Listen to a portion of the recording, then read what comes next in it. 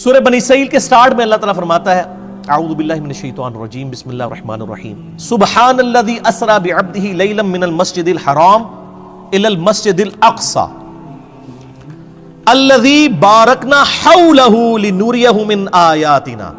پاک ہے وہ ذات جو راتوں رات اپنے بندے کو لے گئی مسجد حرام سے ایک دور کی مسجد یعنی ایلیا میں بیت المقدس کی طرف. مسجد اقصی تو حضرت عمر کے زمانے میں وہاں بنی ہے، یہاں اقصی سے مراد ہے دور کی مسجد. نبی علیہ السلام کے زمانے میں بخاری مسلم میں آتا ہے اسے بیت المقدس مسجد ایلیا کہا جاتا تھا، یروشلم میں ہے جو. سیر کروائی. الذی بارکنا حولہ، وہ جگہ ہے جہاں کے ارد گرد کے ماحول کو اللہ نے بابرکت بنایا ہے. وہ کیا بابرکت ہے؟ 4000 نبیوں کی قبریں ہیں وہاں پہ. لِنُرِيَهُ مِنْ آیَاتِنَا، تاکہ اللہ تعالیٰ اپنی قدرت کی بڑی بڑی نشانیاں اپنے محبوب کو دکھائے صلی اللہ علیہ وآلہ وسلم.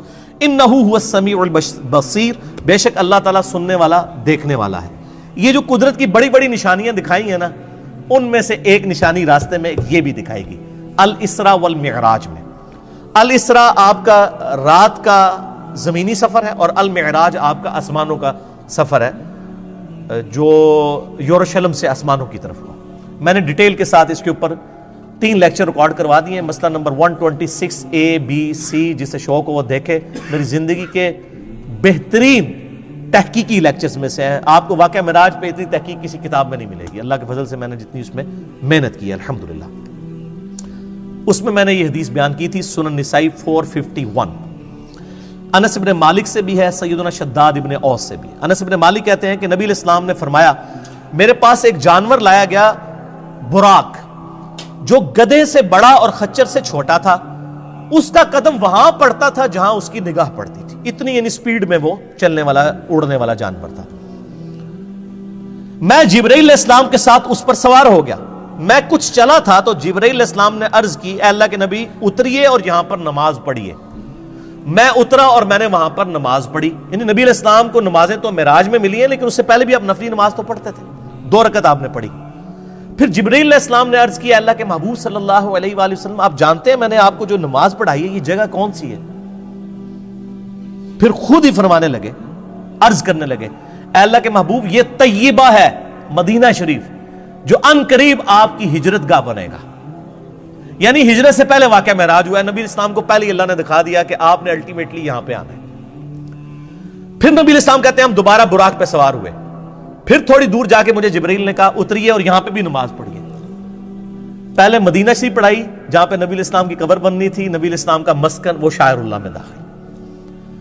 میں نماز پڑھ کے فارغ ہوا تو پوچھا، جبرائیل نے کہا اللہ کے رسول آپ کو پتا ہے یہ جگہ کون سی ہے؟ تو پھر خود ہی اس نے عرض کی کہ یہ طور سینا ہے جہاں پہ موسیٰ علیہ السلام سے اللہ نے کلام کیا تھا. یعنی موسیٰ علیہ السلام کی جگہ شاعر اللہ. پھر کہتے ہیں میں دوبارہ سے سوار ہوا. پھر ایک اور جگہ جا کر انہوں نے روکا اور کہا یہاں پہ بھی نماز پڑھیں. وہاں پر بھی نماز پڑھی اور پھر کہا یا رسول اللہ آپ کو پتا ہے یہ جگہ کون سی ہے؟ اور پھر خود ہی کہا یہ بیت اللحم ہے جہاں پہ عیسیٰ علیہ السلام پیدا ہوئے تھے. عیسیٰ علیہ السلام کی پیدائش کی جگہ بھی شاعر اللہ ہے. تو میرے نبی علیہ السلام کی قبر مبارک شاعر اللہ نہیں ہے؟ نبی علیہ السلام کی نماز پڑھنے کی جگہ شاعر اللہ نہیں ہے؟ اگر وَاتَّخِذُوا مِن مَّقَامِ إِبْرَاهِيمَ مُصَلَّى شاعر اللہ میں. تو پھر نبی علیہ السلام کہتے ہیں کہ میں نے وہاں پہ بھی جب نماز پڑھی پھر میں بیت المقدس میں گیا. وہاں پہ اللہ نے میرے لیے تمام نبیوں کو پہلے ہی جمع فرمایا ہوا تھا. لیکن یہ برزخی معاملہ تھا، جسمانی معراج ہوئی ہے لیکن وہاں کے لوگوں کو نہیں پتا چلا. ورنہ 1 لاکھ کے قریب بندہ اگر جہلم شہر میں جمع ہو جائے تو پورے شہر میں ایک بار ہال چال نہیں بات جاتی. وہاں کسی کو پتا نہیں چلا. اللہ نے پردہ رکھا ہوا تھا. اللہ نے تمام انبیاء کو میرے لیے وہاں پر جمع فرمایا. چنانچہ جبرائیل علیہ السلام نے مجھے آگے کر دیا اور میں نے ان کی امامت فرمائی. یہ ایک ڈکلیئرڈ تھا اللہ کی طرف سے، ایک سمبل تھا کہ امام الانبیاء ہیں ہمارے محبوب صلی اللہ علیہ وآلہ وسلم. اور یہ والا جو پورشن ہے نا امام الانبیاء والا، یہ صحیح مسلم میں بھی موجود ہے انٹرنیشنل نمبر کے مطابق 430، جس میں نبی علیہ السلام کہتے ہیں کہ کفار مکہ نے واقعہ معراج کے بعد مجھ سے جب پوچھا کہ اچھا تم کہتے ہو میں راتوں رات ہو کے آیا ہوں، بتاؤ بیت المقدس کے دروازے کتنے ہیں، اس کی سیڑھیاں کتنی ہیں، اس کا کلر کتنا ہے؟ اب میں یہ سیڑھیاں پچھلے 7-8 سال سے چڑھ رہا ہوں, مجھے آپ پوچھیں تو میں نہیں بتا سکتا. اور ایک شخص ایک رات کے لیے گیا, وہ کیسے بتائے گا؟ حضور کہتے ہیں میں اتنا پریشان ہوا کہ اعلان نبوت کے بعد کبھی اتنا پریشان نہیں ہوا تھا کہ میں ان کے سوالوں کے جواب نہیں دے سکوں گا. تو اللہ تعالیٰ نے بیت المقدس اٹھا کے میرے سامنے کر دیا. مدینہ شریف سے بیت المقدس نظر آ رہا ہے. وہ جو مجھ سے پوچھتے تھے میں دیکھ کے بتا رہا تھا. اس سے پتہ چلا کہ نبی علیہ السلام کو علم غیب نہیں تھا, بلکہ اللہ تعالیٰ غیبی خبریں عطا فرماتا تھا, اور اس ایک خاص موقع پر وہ غیبی چیز دکھا دیتا تھا. یہ صحیح مسلم 430 انٹرنیشنل نمبر کے مطابق.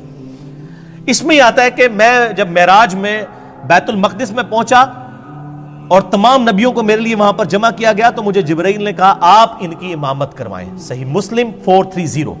تو میں نے ان کی امامت کروائی, اور بڑے رکت انگیز الفاظ ہیں. حضور کہتے ہیں میں نماز پڑھ کے جب فارغ ہوا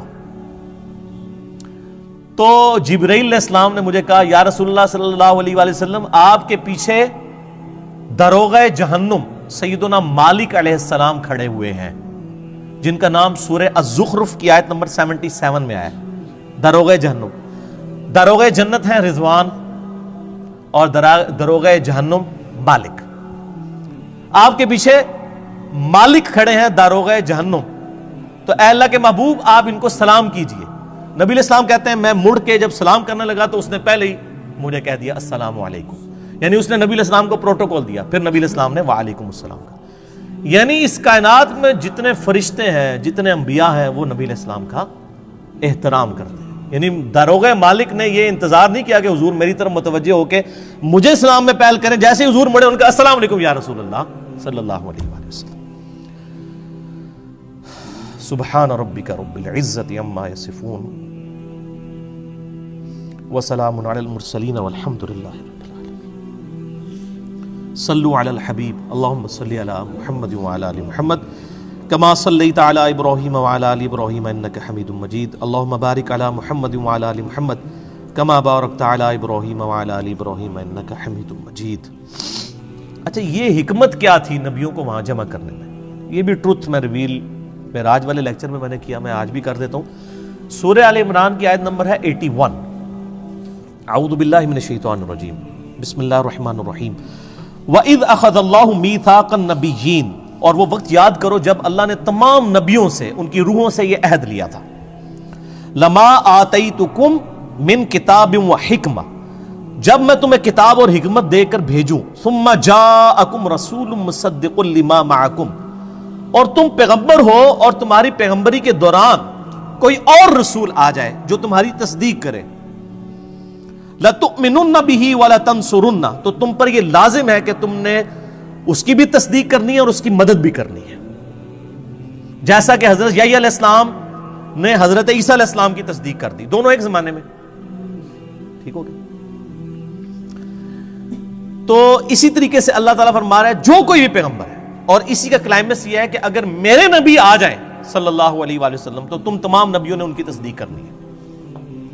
اب بڑے سخت الفاظ ہیں. قال اقررتم, اے نبیوں کیا اقرار کرتے ہو, واخذتم علی ذالکم اسری, اور اس پہ میرا یہ بھاری ذمہ اٹھاتے ہو کہ جب نبی علیہ السلام تمہاری زندگی میں آ جائیں تو تم نے ان کی مدد بھی کرنی ہے اور ان پہ ایمان بھی لانا ہے.